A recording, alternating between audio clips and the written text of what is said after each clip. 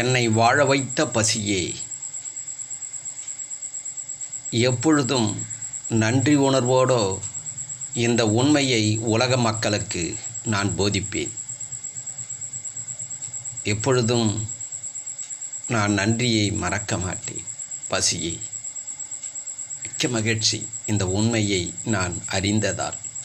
எனக்கு புரிய வச்சுட்டு பற்றிய கண்டிப்பாக உலக மக்களுக்கு போதிப்பேன். பசி எடுத்ததா? மகிழ்ச்சியாக சாப்பிட்டீங்களா? அப்பா அம்மாவை வீட்டிலே வச்சுன்னு பத்திரமா பார்த்துக்க. சரி, இன்று ஒரு தலைப்புக்குள் போவோம்.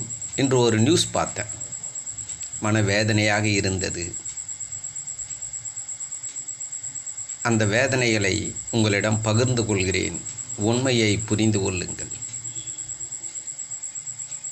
பாலஸ்தீனில் இஸ்ரேலுக்கும் பாலஸ்தீனுக்கும் போர் நடந்து கொண்டிருக்கிறது.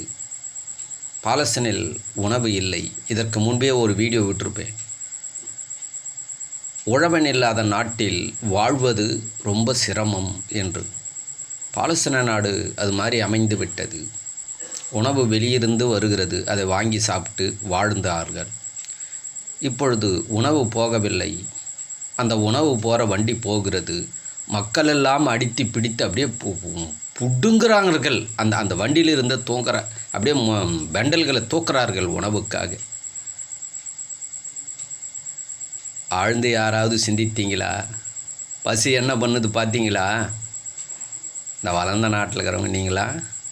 நிறைய மக்கள்கள் தேவையில்லாத வீடியோக்கள் நிறைய பார்க்குறீங்க. தேவையான வீடியோ பார்க்குறீங்களா? ஆனால் புண்ணியம் செய்த மண் பாரத மண். புரியுதுங்களா? அந்த துன்பம் நமக்கெல்லாம் வந்துடக்கூடாது, வராது. புரியுதுங்களா? உணவுக்காக கையேந்துகிறார்கள். புரியுதுங்களா? பிடுங்கி அந்த பெண்டில் தூக்கின்னு ஓடுகிறார்கள்.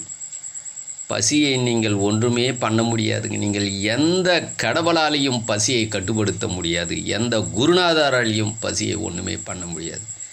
அதனால் விவசாயிகளை மேம்படுத்துவதையும் விதையும் பாதுகாக்கிற வீடியோக்களை தயவு செய்து இதுக்கு மேலேயாவது நீங்கள் மாறுங்கள், அதை பாருங்கள்.